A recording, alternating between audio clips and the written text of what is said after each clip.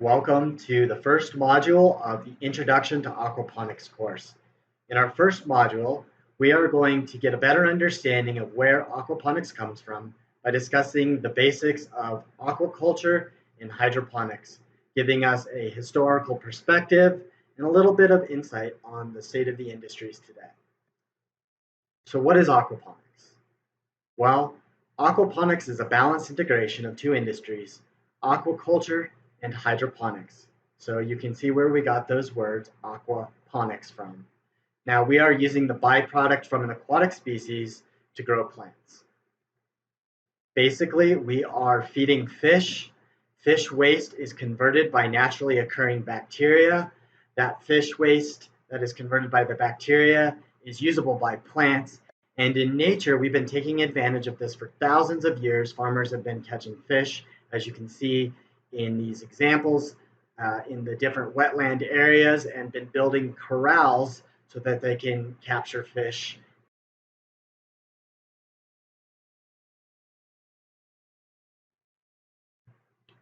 So let's start with aquaculture. We can see an aquaculture structure here in a lake in Turkey. They are growing shellfish and sturgeon. So what is aquaculture? Well, it is the breeding, raising, and harvesting of shellfish or aquatic plants. It is one of the fastest growing sectors of agriculture. Basically, it's farming in water.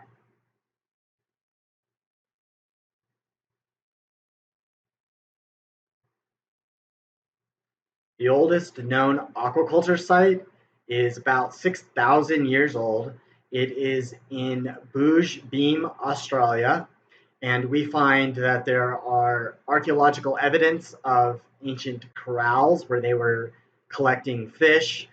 There is fossil records of tools and fish skeletons and such on these sites. We also have oral tradition that tells us that the Chinese have been harvesting carp in their rice paddies for thousands of years. When the rice paddies would flood, the carp would swarm into these areas. As the waters receded, farmers would notice that the fish would be stranded, so they would take advantage of this, go on into the fields and collect this fish.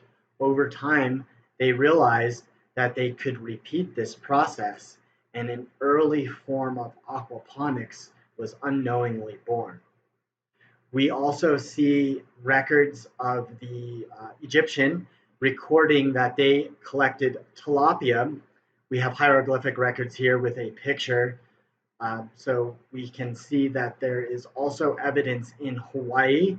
Ancient fish ponds were said to have been built by the Menehune people, where the Hawaiians collected and raised fish for their different uses. We also see that the ancient Romans raised ornamental and commercial products in a variety of their different provinces.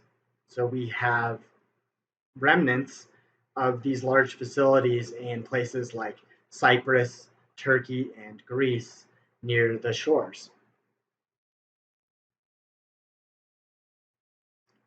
So aquaculture has come a long way since those ancient people were raising fish. We were able to figure out how to breed our fish over time. Some of these ancient peoples gave us a lot of foundational knowledge so that we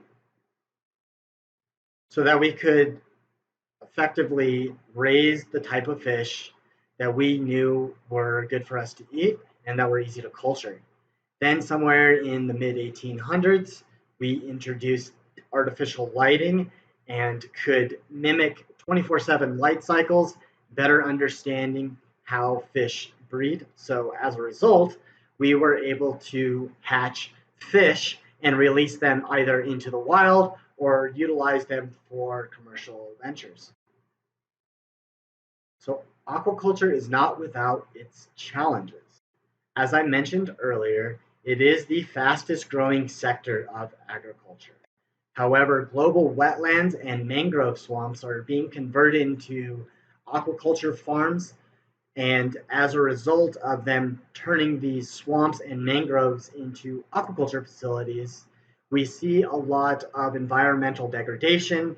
We see a lot of wastewater going out into the environment. After about 4 to 5 years, a lot of these operations are no longer in business. As I said, they produce a lot of this wastewater. So not only does it jeopardize the sustainability of business, but it also jeopardizes the sustainability of the ecosystem at large. When this wastewater goes out into the ecosystem, it causes a whole bunch of different problems, and it takes up the oxygen in the surrounding waterways.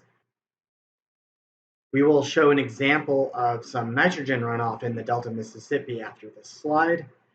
And another large challenge in the aquaculture industry is being able to provide the food that we need to feed the fish that we're growing in culture. The aquaculture industry relies a lot on the wild catch to make the fish meal, to make the fish food that fish need to eat. One example of the wastewater challenges faced by aquaculture would be the nitrogen runoff that we are seeing in the Gulf of Mexico. This satellite view here depicts where fertilizer is running off and accumulating in large amounts. These intended nutrients accumulate in the Gulf waters, red being the most dense, green being the least dense, blue being no accumulation of measurable nutrients. During the spring, we see that about 8 million pounds of nitrogen fertilizer flow down the Mississippi River every single day. This means that this runoff is promoting huge algal blooms, and they destroy the ecosystem because they deplete the oxygen and fish die off. So we have to go further away from our shores to catch the fish, and we're killing off the various fisheries that we have, requiring more imports from South America, Asia, and Europe and Africa. There are two types of aquaculture. We have marine aquaculture, which is the raising of fish in saltwater, open ocean pens, or closed cages. And we have freshwater aquaculture, which is aquaculture done using fresh water, mostly on land or in large bodies of water like the lake we saw earlier in Turkey. So freshwater aquaculture can be further divided into two main types. Green water aquaculture is a lot like what it sounds. We are taking advantage of the naturally occurring algae and allowing them to uptake the waste products by the fish, much like we saw with the Gulf of Mexico example, except during green water aquaculture, we are managing the system and we are using the algae to remove the nutrients that are produced during the grow out of the fish. Now, as a challenge in aquaculture, we want to be sure that we are optimizing the grow out of both the fish and the algae. So inevitably, during green water aquaculture, you have to do water changes a lot more frequent than you would compared to its marine counterparts. Now, this is because we are going to create those similar dead zones like we saw with the Gulf of Mexico example. The other form of freshwater aquaculture, which we will focus on, is called recirculating aquaculture. Recirculating aquaculture systems use combinations of tanks, pipes, and filters in order to recirculate the water through the fish areas.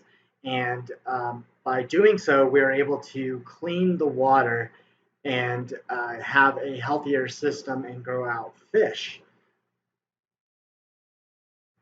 I thought it would be helpful to give us some information on who the leading authorities in the aquaculture industry are today.